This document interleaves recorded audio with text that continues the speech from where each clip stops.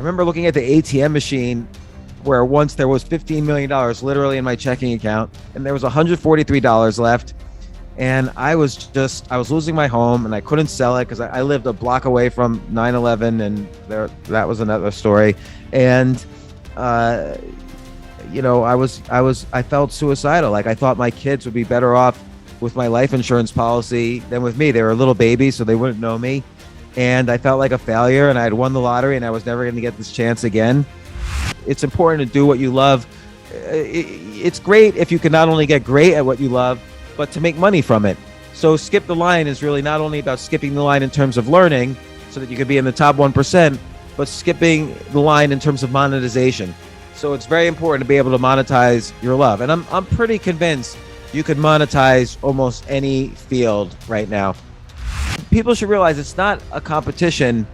It's you're more competing against yourself when you're trying to get better at something. That's the only thing you should focus on is be the best you can be at whatever it is you love.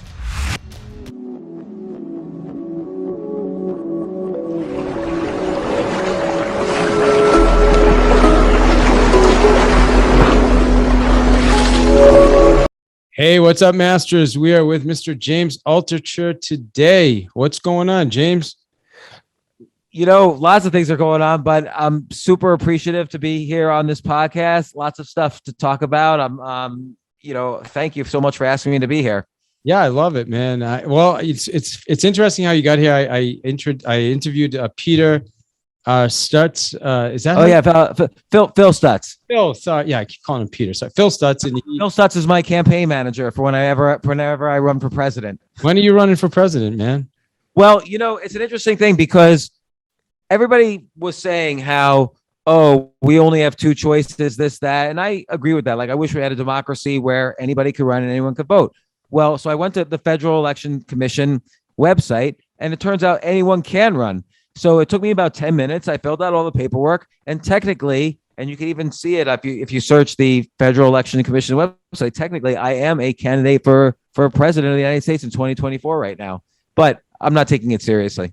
You're not gonna take it serious. You're not gonna run, man. No, I like being down low. The DL. Yeah. All right. So just for people who don't know who you are, I've got a really short bio. One of my favorites is James Altucher has started and ran more than 20 companies. He's currently an investor and advisor to over 30. But at one point, James lost everything in a matter of months. His account drained from $15 million to $143. Depressed and on the floor, James realized that today's standard view of success comes with conditions, and the only way to be truly successful and fulfilled is to choose yourself and skip the line. Now, James is a best-selling author, successful entrepreneur, angel investor, chess master, and host of the James Altucher Show podcast, and a comedian, right? You're also a comedian in there. Yeah, comedian. I started doing comedy around 6 years ago or 7 years ago, 2015. And everybody thought I was insane. Like, why are you doing this? And it does, to be good, it takes a lot of time and a lot of dedication. But I did it for and defied expectations. Everyone says, you can't do this. You're too old. It takes 10,000 hours, 10,000 hour rule. It takes 20 years. Or people would tell me, I've been doing this. You can't skip the line. I've been doing this for 20 years. You got to start off this way and then move up like everyone else. And that I always felt when everyone tells me you can't do something, it's more like either they're saying they can't do it, so they don't want you to do it, or they're saying, don't pass me. Don't, I always had this dream. I don't want you to have it and be better at it than me. And people should realize it's not a competition. It's you're more competing against yourself when you're trying to get better at something. That's the only thing you should focus on is be the best you can be at whatever it is you love. Yeah. Amen. I love your book too. Your new book. It's called Skip the Line. I went out, I bought it. I'm in it. I haven't finished it yet, but it's a really good read, man. Like seriously, like, some books you can just get into it. And I love how you're transparent. You're sharing all the struggles. You shared how, when you did the comedy, You went out there and like people were like trying to get you off the stage and people were talking shit to you and you were just like, what the heck? But then you showed up again. Yeah, I mean, if you anything, imagine anything you love doing. Like, let's say you love tennis. People think if they do what they love, they'll be happy. This is not true. Like, if I just wanted to be happy all the time, I would watch TV all day and eat popcorn and ice cream all day. Like, that makes me happy. If all I wanted was to be happy, that's what I would do. And, hang out with my wife and whatever. But when you're doing something that you love, and in particular, I think it's a real pleasure to master something you love. Like, if you love tennis, get as good as you can. If you love playing the violin, get as good as you can. If you love being an entrepreneur, learn all the skills, be as good as you can, and on and on and on. And there's a real pleasure to that, a real feeling of well-being. But that's different from happiness. When you're trying to master an interesting enough skill that you could love it and it's pleasurable to get good at it, you're going to be suffering most of the time. Like, if you're trying to master tennis, you're going to lose many games. And if you say to yourself, oh, but I always learn when I lose, that's BS. Like, it sucks to lose and it doesn't feel good. Just like getting good at comedy, I loved it. And when I wasn't doing comedy on stage, I would be sitting there watching videos of comedians. I would be talking to comedians. I would be, trying to write comedy. And most of the time, particularly when you start, it's really frustrating. You go on stage, you're scared to death. People have to laugh let's just make it an arbitrary rule. People have to laugh every 10 to 15 seconds to truly enjoy it, or for you to know that you're doing a good job. And that's arbitrary, but that's kind of a little bit of a rule of thumb. And that's not going to happen a lot of the time when you're first starting. In fact, when you're first starting, people might heckle you, or people might, even worse, be silent. And then, the audience is an x-ray machine. They know when you're nervous, but when people are silent, you get nervous right away, really fast, in addition to your initial fear. So a lot of the time it just sucks. And, it takes a long time to get good. Not a huge long time. I used my skip the line techniques, but while you're experiencing that, and even after you get good at a skill, you're still going to suck sometimes, and it's still going to feel awful. Well, there's different levels, right? I mean, there's once you even get to one level, then it's like, okay, now there's a higher level. It's why like someone like Michael Jordan never stops practicing, or Kobe Bryant, right? With basketball.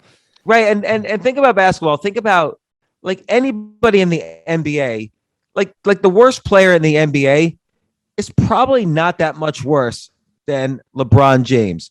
Like, if there was a spectrum of skill where a little baby is at 0 in basketball and LeBron James is, all the way at the other end, all the NBA is all the way there. Like, with my eye, not being a basketball aficionado, I wouldn't really be able to tell the difference between the worst NBA player and LeBron James, because they both are excellent.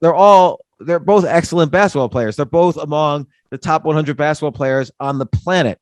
And yet that top 100, the guy who's top 100, but not LeBron James, that person might feel bad a lot of the time because he's not as good as LeBron James. You always recognize the skills and the subtle differences between yourself and the people better than you. And when you're really great at something, you could see and recognize those nuances. But someone like me, I would not be able to recognize those nuances in basketball. Well, you'd recognize the difference in the scoring and stuff, right? Yeah. But in terms of like, if they were just on a court, like practicing free throws, I might not be able to tell the difference between the two, or, who knows? Of course. I want to talk about your book, Skip the Line, but I also want to touch on something that was sent to me by Jay, and in your bio, and he says you went from 15 million to $143. You talk about a little bit about it in your book as well. How do you can I ask that question? Like, how do you? Yeah, of course. 15 million to 143, and then we want to talk about how do you get back to where you are today? With, I mean, you have a podcast, 750 episodes. I mean, you've interviewed some of the top people on the planet. Andrew Yang, Jocko Willink, Annie Duke, Angela Duck. I mean, just the list goes on and on, right? So you go from way up to way down, and let's talk about that journey. Yeah, and it's happened a couple of times. So in the 90s, this is a long time ago, I had a company building websites for entertainment companies. I did the website for like Loud Records, the Wu-Tang Clan, and other bands. I did AmericanExpress.com. I did a lot of movie websites for Warner Brothers, like The Matrix, and sold that company, cashed out. Like I wasn't, I didn't just hold on to my uh, uh, stock of the company that bought mine. I cashed out, realizing this was a bubble. And then for some reason, I, of course, realized, look, the internet is here to stay. It's going to keep growing. So I think I had like a mental illness, something that I'm always dealing with, which is here I had $15 million, generational wealth. I should have just done nothing. And I thought I was poor. And I don't think this was a financial thing. I think I was just either insecure or for whatever reason, I didn't feel I had worth, even though I had net worth. And I felt like I need to get more money. And of course, to get more money, you have to take more risk. So I didn't know anything about investing, which is, by the way, another lesson, which is that just because you're good at one thing, like I was good at building my company and selling it, I was at zero in terms of investing skill. But a lot of times when you're good at one thing, you think you're good at everything. So I started investing in internet stocks. And of course, the internet bubble burst and I kept doubling down as things went, bottomed out. I mortgaged my house a bunch of times and I just went broke. And I remember looking at the ATM machine where once there was $15 million literally in my checking account and there was $143 left. And I was losing my home and I couldn't sell it because I lived a block away from 9/11 and that was another story. And, I felt suicidal. Like I thought my kids would be better off with my life insurance policy than with me. They were little babies, so they wouldn't know me. And I felt like a failure and I had won the lottery and I was never going to get this chance again. And I just really did not do well at that time. But then I started doing this thing just by accident that led to the topics of several of my books, but in particular, Skip the Line, which sounds simple, but I started writing down 10 ideas a day, 10 business ideas a day, 10 book ideas a day, 10 ideas for you a day, 10 ideas for Google that they could use, 10 ideas for Amazon, 10 ideas for Warren Buffett. And not that I had any good ideas, but it started exercising this creativity muscle. If you don't exercise your creativity muscle, it atrophies just like any other muscle will. And people think, oh no, when I have an idea, I'll recognize it. It'll hit me like a lightning bolt. It doesn't work that way. You have to be in the practice of your brain, your neurons firing all the time. So you hear someone else's idea and you connect it to another idea and you have an even better idea and on and on. That should be how your muscles working all day long. So to this day, I write 10 ideas a day down. I write them in a waiter's pad and I have my idea list for today somewhere written in here, but I write it every single day. And that's for 20 years now. I've been doing that and it really works. You eventually start to have good ideas and you start to know how to communicate those ideas and you start to know how to create opportunities from those ideas. And this is just one chapter in the book, Skip the Line. But when you want to get good at something, you need to have creative ideas about how to be different than other people in your field, because it's more important to be the only than to be better. So if I'm the only person who could dunk in the NBA, hypothetically, that would make me a great player automatically. And so it's similar in many other fields. So your ideas are based on specific, like my ideas based on like crypto, for example. And is that what you do? And then how do you know which ones are the good ideas and then how do you focus on those ideas? Yeah. So you might write down like, here's 10 businesses I can create in the crypto field. And you write them down like, oh, I could make it super easy for people to just hand me cash and get Bitcoin back. Or I could make it, super easy for people to arbitrage. Like if Ethereum is priced at $3,000 on one exchange, but $3,050 on the other exchange, maybe I can make a token that automatically, sells the $3,050 on one exchange and buys the $3,000 on the other, and I make $50. I'm just making stuff up on the fly. But this is related to your next question: is how do you know if something's a good idea? The point is, none of them might be good ideas. but you're just always, if you write 10 ideas a day down, that's 3,650 ideas a year. Almost none of them will be good. Almost all of them will be bad ideas. And the whole point is just exercising that muscle. Like if you're lifting weights every day, most of those times you lift weights are just going to be kind of mediocre lifting moments. The whole point is not really to remember like, oh, that was such a great, weight that I lifted. The whole point is to build the muscle. So you might, but what ends up happening though is that as you build this muscle, you will have good ideas, maybe not on your list, but during the day, you might come up with an idea that's great because your muscle is more exercised. Most people have atrophied creativity muscles. This builds your muscle so that when you start to recognize good ideas all around you. And by the way, when I have a good idea on my list, I'll feel inspired. And the next day, I might write 10 ideas how I can execute on the idea from yesterday. People think ideas are a dime a dozen, execution is everything, but they forget that there's bad execution and there's good execution. So execution ideas are a subset of ideas. You have to have good execution ideas in order to execute on a business or a book or whatever. Most people do not have good execution ideas, which is why most businesses fail. So do you have other people that do the execution for you? Is that so you come up with a good idea, give it to someone else, or how do you do that? Yeah, that's a good point. So I struggle in because I have a lot of ideas, but a lot of them don't make it beyond the idea stage or phase. Yeah. So for instance, one time I had an idea, and this is going on right now. One time I had an idea, but it involved it was an idea that I liked so much that I said to myself, if somebody else created this, I would spend a lot of money buying this product if someone made this. Now, I didn't know how to make it, so I reached out to a good programmer I knew, and he couldn't do it, but he said, I know someone who can. I reached out to that guy. I said, he loved the idea. I said, look, it's 50-50, you and me.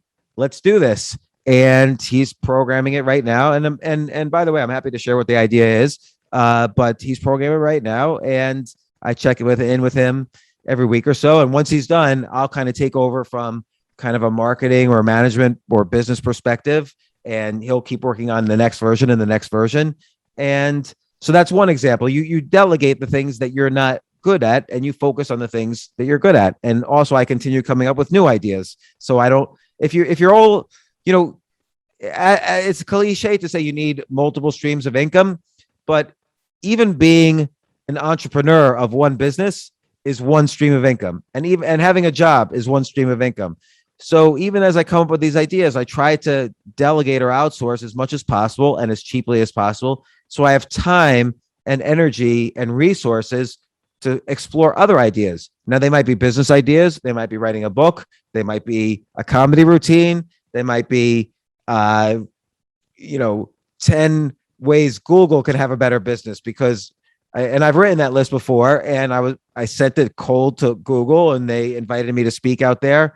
Amazon, I had 10 ways Amazon can improve their self-publishing business. I sent it cold to them, and they wrote me back and said, oh, this is great. If you're ever out in Seattle, let us know, and we'll show you our latest stuff.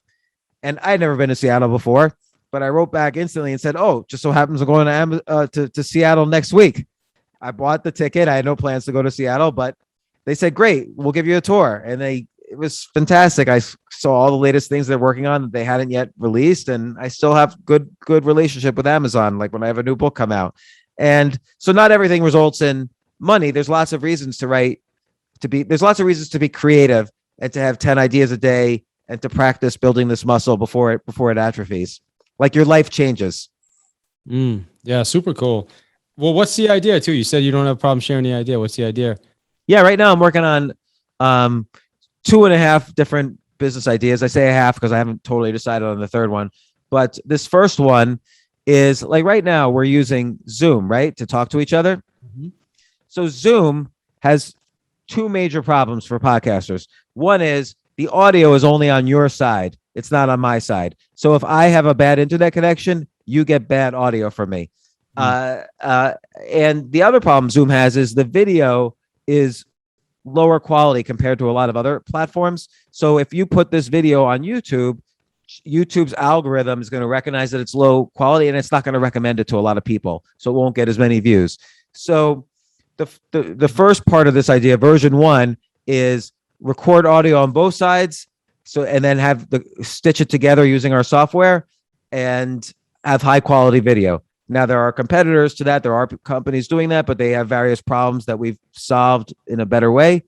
And then version 2 of this, we start adding social networking features. So you and I can say, hey, we're doing this podcast live when we can have an audience, and we'll even see the audience appear on the screen, and they could start asking questions. They could even participate in the podcast. And there's a whole list of, I did several idea lists of features. And the reason I'm happy to share is, let's say someone's listening to this and saying, that's a good idea, I'm going to steal it. Go ahead, knock yourself out. If you do it better than me, I will buy it from you because I need this product. And you always want to exhibit an abundance quality. Like, too many people feel scarce with their idea. Oh no, this is my one idea. Everyone's going to steal it because it's so good. But often when you share ideas, it's a way for them to become better, bigger. It makes people aware. Like, it creates potential customers. And again, it's relatively rare that someone's going to steal something and do it better than me if I put a lot of energy into it. So I just have confidence, and I have a feeling of abundance. And if someone steals this and ruins this business, then okay, no problem. I have another idea tomorrow. So it tells my brain to be abundant and have many ideas. That is a good idea. I didn't know that about the Zoom, the quality on the YouTube thing, that YouTube would not recommend it like that. So that's and also, I would like to, I want to have auto transcription so that there's an automatic transcription, maybe even auto self-publishing, like takes the transcript and publishes it or makes it in book ready format. Or, we have just, you could have podcasters that you follow on the platform, and, maybe kind of like, it looks like a video Clubhouse in some sense, some of the features that we have planned out. I am, but I don't really use it. It's just audio only. I'd rather have video. Yeah. Got it. Well, it's funny. I was thinking about asking you to do this on. We did one this morning with Bob Berg, and we just ran it into Clubhouse. We fed it into Clubhouse. It was good. Got some questions and stuff. Yeah. So I've done podcasts on Twitch, for instance, which is, another live streaming platform, and that has video. So, but there's competition. Every idea, if it's a good idea, it means that other people have probably thought of it. And you just have to think, well, what do I have to bring to the table? What is my one unique advantage that the other 7 billion people out there haven't thought of? And that's another reason to build the idea muscle. So you get good at that final push about making an idea go from pretty good to great. I love it. Yeah. And so I want to talk about your book, and also, so here's what I shared with Phil is I started my podcast 5 years ago, and I wrote my book, The Sales Playbook, and I was, everybody's like, you should start a podcast. You do a podcast. So I said, all right, and I started listening to podcasts, and I listened to Tim Ferriss's podcast, and I'm like, man, that guy's like super like intelligent, and he's got these questions and all this other stuff. And I listened to, what's his name? John Lee Dumas's podcast. And I'm like, man, he's like super regimented. And I just listened to different podcasts, right? Gary V was just coming out. And then I heard your podcast, man. You were just like super like down to earth. And I was like, man, like what you did. And I mean this with all the respect, but you were just like somebody that was talking, man. I think I was listening to an episode, and I think you like forgot the question you had asked the guest. So you had to ask the guest, what did I just ask you? And I was just like, okay, man, this guy's like super cool. I can do that. And it inspired me to do my podcast. And I'll tell you, I kind of just emulated. I was just myself. I wouldn't say I emulated your style, but I just show up, be myself. I'm not concerned as much about what other people are thinking. And, if there's an and ah here and there, no big deal, whatever, right? I don't edit it. So I appreciate that about you. And I just want to say that. No, thanks for telling me that, because I always feel like podcasting is different from radio. Like radio and TV sort of feel perfect. Like they're highly edited or highly coordinated or highly scheduled out. And podcasting's like the Wild West. You should make mistakes. People are listening not because of your guests, but because of you. And you want to be yourself as much as possible. And another thing you pointed out was, like I know all those podcasters you mentioned, for instance, and I always, one of my techniques is I always try to learn one thing from each, you know, like Tim Ferriss podcast. I know it's a well-respected, great podcast. So what's the one thing I could learn from it? Not 20 things, because I'll forget 20 things. But if I could learn one takeaway that I mimic in my life, that's a great thing. So about a month or so before Tim Ferriss started his podcast, Tim called me and he said, can I ask you some questions about podcasting? And I said, sure. So we talked for about 2 hours about podcasting, and I could tell he is so smart. He's a sponge, and he just absorbed all this information. And guess what? I imagine he called 20 podcasters and did the same thing. And then when he launched the best podcast. And, because what I learned from him is talk to a lot of people, get the best practices, and then implement them right from the beginning. And with John Lee Dumas, okay, he's a great podcaster. He interviews entrepreneurs. The one thing, I've learned a lot of things from all these guys, but the thing I remember the most is niche down twice. Okay, if you want to do a podcast about real estate, well, that's a big category. Niche down once. Maybe you're going to talk about residential real estate. Niche down twice. Maybe you're going to talk about what are best practices for selling, being a seller of real estate. And so now you've niched down twice. And so that gives you a more loyal audience. It gives you a lot of great people to interview.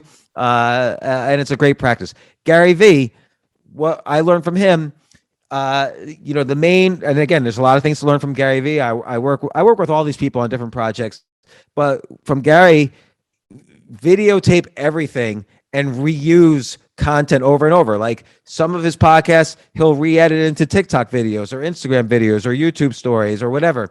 So I learned from him that this, and I discussed it a little in the book, Skip the Line, kind of a spoken wheel approach. Like whatever's at your wheel, and for Gary, it's the enormous amounts of content he creates, have many spokes. Don't just use it for a podcast. Use it for a YouTube video. Use it for a TikTok video. Write a book with the transcripts, and on and on. Those are the spokes. So it's always important. Like, and when I read a book, I ask people, how much do you remember from the books you read? And people say 50%. But I talked to Stephen Dubner, who wrote Freakonomics, and I said, how much do you remember when you read a book? And he said, maybe 1 or 2%. And I'm like, yeah, that's about what I remember when I read a book, even if I love the book. Yeah. So I always try to just learn what's the one thing I learned from a book afterwards, or what's the one thing I learned from a podcast interview afterwards. Mm-hmm. So I just did a podcast an hour ago with this psychology researcher, and I learned one really important thing, which is that if you ask people things, people are much more likely to say yes than you think. So whenever I ask someone, hey, can I be on your podcast, for instance, I get really nervous. I'm anxious. I'm always afraid to ask people things. I don't like to ask people things because I'm always afraid they're going to reject me and say no. It's like when you ask a girl out or whatever. And the reality is, people are much more anxious than they should be about asking. So the one thing I learned in this podcast was ask, because you're not going to hear the word no as much as you think. Yeah, 100%.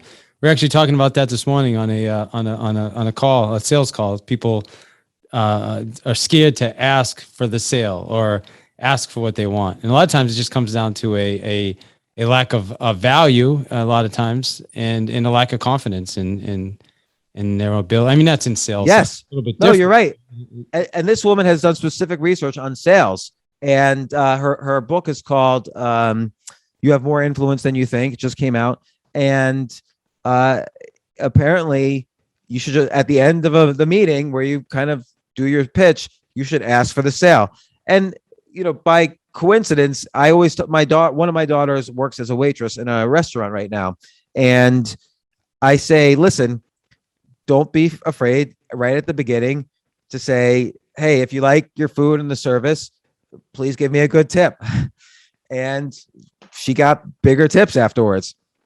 Yeah, that's fantastic. The other thing too is you practice, right? The more you do it, it gets more comfortable. Just like you said with comedy or anything else. When you continuously ask for what you want, then you get more comfortable doing it. Right. And sometimes it's the quality of the practice. Like, there's a so-called 10,000 hour rule, which is if you repeat things over and over again, and with some feedback and a coach, you'll get to be the best in the world after 10,000 hours. I really hate that rule, because A, repetition is boring. And B, I'm 53 years old. I don't have 10,000 hours, but I'm always trying to learn new things, and not just learn new things, but be among the best, which might not mean top 1 or top 10, but it might mean top 1%, which is a much bigger number. And so I think of things in terms of experiments, not the 10,000 hour rule, but can I do 100 experiments in this field? Hey, here's an experiment. This table, I won't ask for tips, and this table, I will ask for tips. Which one gives me greater tips? And, so I always try to, when I'm getting better at something or trying to get better at something, I always think in terms of experiments. Here's a theory I have about how to get better.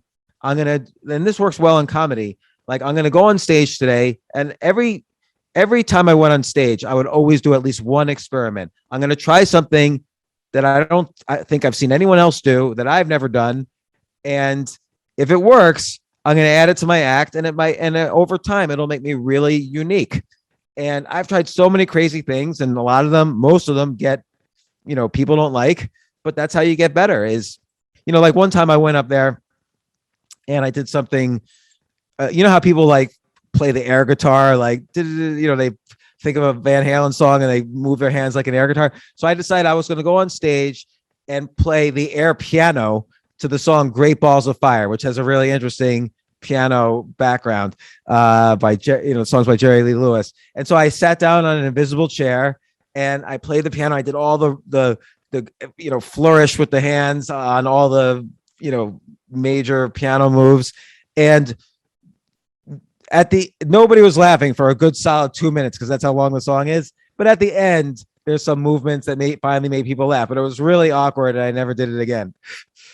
Well, and that, I mean, that's the thing though, to be able to go through that 2 minutes and be okay with that. Most people just aren't even willing to take that chance, right, James? I mean, no, you're right. And it took me a week, maybe more than a week, to practice doing it because there was a lot of piano, and sometimes you have to know exactly when to, bang on the piano, and you have to time it exactly with the song.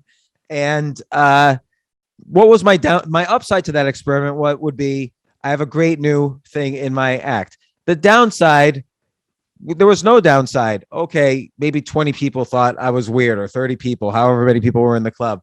And the downside is, I learned really well that Jerry Lee Lewis song, and I learned more about him because I, read up on the song and how he wrote it and all this. And I learned exactly how that song goes. And I also learned to deal with 2 minutes of silence from the audience, which is very hard to deal with while on a comedy stage. So there was zero downside and potential for massive upside. Every experiment should have little downside and should cost almost nothing, and should have potential for enormous upside. And you'll find that even the worst case downside is that you learn something. Love it. And you seem like you're very, very learning based. That's your thing, right? Well, I like learning and I like making money. So I see there's a lot of books on learning and there's a lot of books on money, but it's very important that particularly if you're 30, 40, 50 years old and you're switching careers and it's important to do what you love. It's great if you can not only get great at what you love, but to make money from it. So skip the line is really not only about skipping the line in terms of learning so that you could be in the top 1%, but skipping the line in terms of monetization. So it's very important to be able to monetize your love. And I'm pretty convinced you could monetize almost any field right now. Well, I want people to grab your book. So what is the best way for someone to get a copy of your book? There's a little website. Most people don't know about it. It's Amazon.com. You can buy books there. And if you just type in Skip the Line or James Altucher, you'll see that book. And they made a really nice user interface. And it's a great place to buy books. Yeah, amazing. Is there a place called Amazon or is? Yeah, it's named after the largest river in the world. I don't know what that relates to books. And it's done quite well. It's replaced my local bookstore for me. So let me ask you this. So you talked about the one thing from Tim Ferriss's podcast, the one thing from John's, from Gary's. I want two questions. What's the one thing you want people to take from your book, Skip the Line, and then what's the one thing from your podcast? The one thing from my book is that no matter who you are, no matter how old you are, no matter what your circumstances are, like you have kids, mortgage, this, that, you could take that interest you always loved. Like, let's say you love cooking, pork sausage or whatever. You could take that interest very quickly, be in the top 1% in the world of it using the techniques I described, and also monetize it. So that's the takeaway there. Takeaway from my podcast is that a lot of people are going to tell you what you should and shouldn't do in life, but they're interfering with you. There's gatekeepers, that tell you can't do something. There's, teachers, bosses, parents, family, community. Everyone's going to tell you what you can and can't do, but only you can really choose yourself, and you should choose yourself for whatever it is you want to do. Awesome, man. How are you doing? Are you done? Are you out of time or? No, I'm good. I'm not sure how you're doing, so I want to respect your time because I know I told the guy like 30 minutes, whoever booked this for me. So you do a lot with crypto. That's something I have a lot, curious about. Are you still doing a lot with the crypto in that space? Yeah. I mean, I did a crypto newsletter in 2017, 2018. And, I hired people to help me analyze the different cryptocurrencies. And so, of course, I had to charge for the newsletter. And so I had to advertise the newsletter. And the newsletter was so successful and the advertising was so successful that a lot of people really disliked me because my ads were everywhere. And so I don't know whether it was resentment or something. But then when crypto took a breather, I decided to stop doing the newsletter. And out of respect for the newsletter, I wasn't buying crypto then. I started buying crypto instead of doing the newsletter, and I started investing in smaller cryptos and so on that I believed in. And so I was doing very well with crypto, but I think now I'm going to it's interesting enough now with the whole DeFi area of DeFi tokens. I think I might start a newsletter again and see how it goes, because I've done well with crypto and I want to kind of give back. DeFi is decentralized finance. So what Bitcoin is to money, DeFi cryptos are to Wall Street and banking, and which is a much bigger market than the money market. Like, there's about $50 trillion of money in the world, but there's over $2 quadrillion worth of, financial derivatives in the world. And that's what the DeFi crypto market hopes to replace. And I'm already seeing that it's happening. Some of the most exciting cryptos are in that space, and people just don't know anything about it. It's a very complicated space, actually. So as opposed to 2018, where there was a lot of BS shit coins, and I even said so in my newsletter, I said 95% of these coins are going to zero. There's a lot, unlike then, there's a lot of really useful coins right now that are very interesting. So what is you talking about, NFTs when you say coins? Is that what you're? No, I'm talking about these specific, like for instance, a coin called Uniswap. I'm not recommending it, by the way. It's just interesting to look at. But Uniswap has, billions and billions of dollars worth of transactions on it every day, and it's basically kind of like a stock exchange for cryptos, but it's a token itself. So there's tokens like that. Got it. So final question for you, man. To that point, the crypto, what would you say? Someone that's starting off like me, I haven't done a lot with crypto yet. I keep hearing about it. What would be the smartest place to start? Well, before even the smartest place to start, put a limit for yourself. You can't always maximize how much money you're going to make. Like, you want to, yes, you can make money in crypto, but more important is to manage risk. The way to win the game is to stay in the game. So take 1% of your net worth, 2%, 3%, enough that you could sleep at night if it all goes to zero. Because we don't know. Crypto, I'm a believer, but a lot of people aren't still, and crypto could go to zero. Who knows? I don't think it will. I think that's unlikely, but just recognize that risk management is important. And that's why I went broke so many years ago, and so many times I didn't understand risk management. But let's say you're going to put 5% or 2% of your net worth in crypto. I think right now the safest and most interesting thing out there is simply Ethereum. I think Ethereum has many more use cases than Bitcoin, is more widely used than Bitcoin. Bitcoin, even if you use the technology behind Bitcoin, you don't necessarily need to have the currency of Bitcoin. So Bitcoin is winning because it's the first. And like, when I buy just general crypto as opposed to specialized tokens, I'll buy for every dollar, I'll do 75 cents Ethereum, 25 cents Bitcoin. I think Ethereum is going to eventually pass Bitcoin in price. Bitcoin is around 50,000. Ethereum is around 3,000. I think 3,000. I think Ethereum has a much longer way to go to the top than Bitcoin right now. I love it, man. Well, appreciate that. And yeah, just thank you for your time. It's been an honor, bro. And yeah, you got any questions for me or anything I can do to bring some value to you? Just tweet out this podcast. I'll retweet it. And I really appreciate you having me on. Next time, let's talk about real estate. I used to write a lot of articles advising people not to buy a home. Like I had very bad experiences owning a home, but I'm starting to change my mind on that and would love to talk about real estate at some point. You like live out of like an Airbnb or something for like a year or something? For 3 years, I threw out all my belongings and I just lived from Airbnb to Airbnb, which was in itself an interesting experiment. You like that stuff. It seems like you like to take a lot of risk. That's your like, even though comedy is kind of a risk, isn't it? It's a risk. It's a risk with your time. First off, it's a risk that people are going to boo you. So it's a personal risk there, but it's also a risk of your time. Like I could have spent, that time, which was significant, starting a business and making more money, but you always life is short and you want to do what you love, whether it's for 1 year or 10 years or forever. But experiments are an important part of my life because again, it's what makes life interesting and not or routine and ordinary. And, risk management's important too. Don't jump off a bridge, but, do interesting things and do what you love.